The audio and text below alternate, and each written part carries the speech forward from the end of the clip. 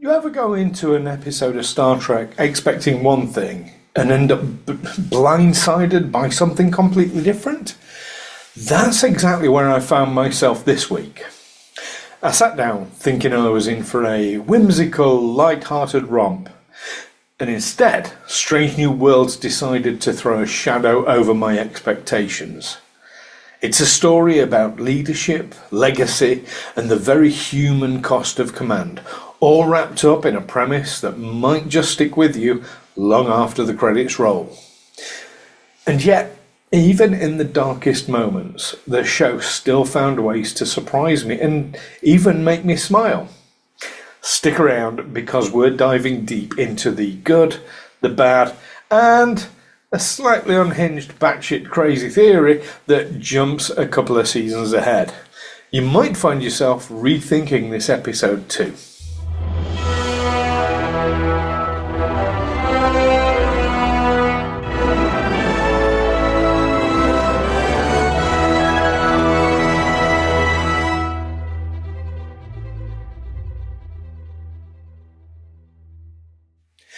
Before we do anything else, we need to go to Red Alert.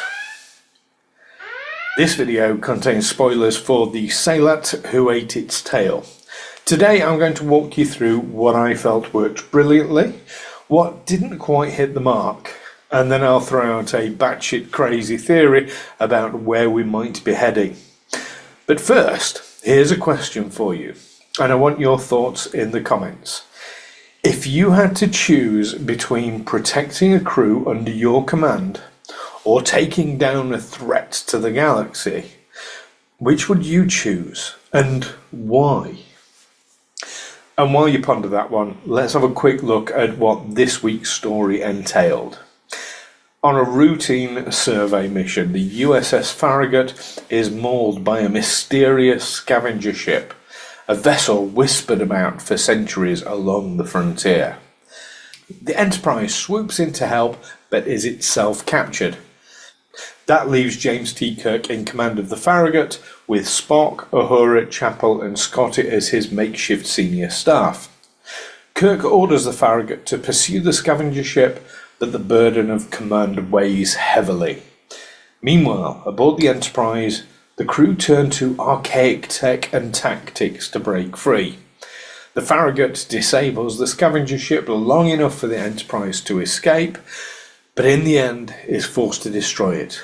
And then comes the twist. The aliens aren't aliens at all, but descendants of an American pre-warp exploration crew, launched after World War III. Centuries cut off from Earth twisted their descendants into the galaxy's predators. Kirk is left haunted, and Pike offers advice that only a captain could give. Now, last week I guessed that this episode would be a whimsical, upbeat affair. I could not have been more wrong. What we got was a dark, heavy story and tinged with a somber finale. But upon reflection, I think this tonal swerve was absolutely necessary. The season so far has alternated between light-hearted and heavy episodes, so sooner or later, if the series is to end on a dramatic tone, that rhythm has to shift. That means either 2 whimsical episodes back to back, or 2 dramatic ones. They chose the latter, and it worked. Sometimes the best way to build to a powerful ending is to lean into the shadows first. So, here's what I really liked about this episode. I'm going to admit I was sceptical about a Kirk-focused episode to start with, but halfway through I realised something. Strange New Worlds isn't just about Pike. It's about the Enterprise herself, and Kirk is as much a part of her legacy as anyone. This episode gave us a glimpse of his journey towards the captain's chair, and it fit. I could almost hear him saying at times his famous line from Return to Tomorrow, "Risk, risk is our business. That's what this starship is all about. That's why we're aboard her." I'd say it myself rather than risk copyright infringement. On top of that, the sheer number of Easter eggs scattered throughout made my inner Trekkie very, very happy. Hardcore fans may well have spotted the same things. So here's another question for you. Would you like me to do a video breaking down the Easter eggs that I saw in this episode? Let me know in the comments. Pelia, once again, was an absolute delight to see. A living bridge between our time and theirs.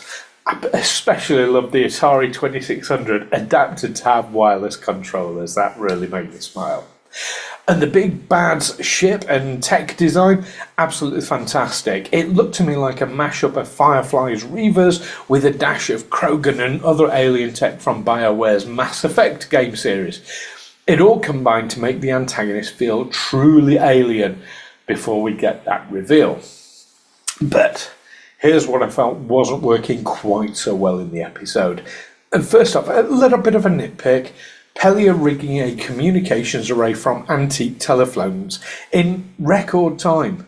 Now, anyone who's tried rewiring a phone cable knows it's fiddly work. Sure, maybe she had a fancy tool to speed it up, but that's not the impression that we got. Second, and the bigger bad here, is the big reveal that the scavengers were human. How exactly did scavenging alone catapult them to a tech level beyond Starfleet's in just 200 years?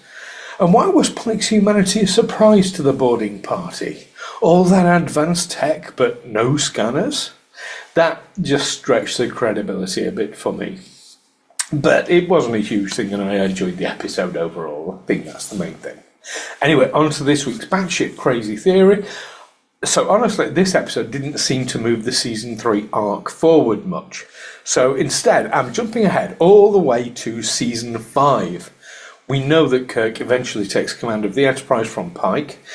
My theory, after this mission, I think both Pike and Spock will recommend Kirk for the job. They've now seen him rise and stumble a bit in command, but they've also seen what he's capable of when the stakes are at their highest. Will it play out that way? Only time will tell, and we might be waiting quite a while to find out. Anyway, if you've enjoyed this breakdown of the Sehlat who ate its tail, hit that like button. It really helps the channel, and it helps me to know that you want more and more of these reviews. Whilst you're at it, drop your thoughts in the comments. What did you think of Kirk's command decisions here? Did he make the right choice with the benefit of hindsight? And of course, subscribe so that you don't miss next week's review of What is Starfleet? I have a feeling that here we are in for an uplifting, affirming story after this week's heavier tone.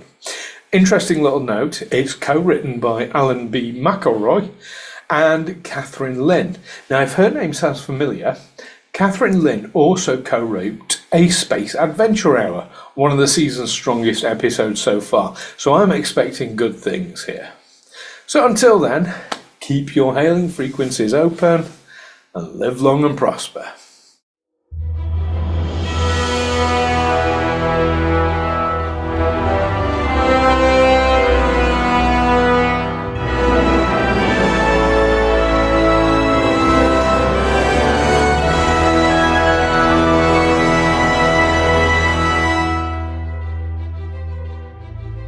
How many ears does Captain Kirk have? 3.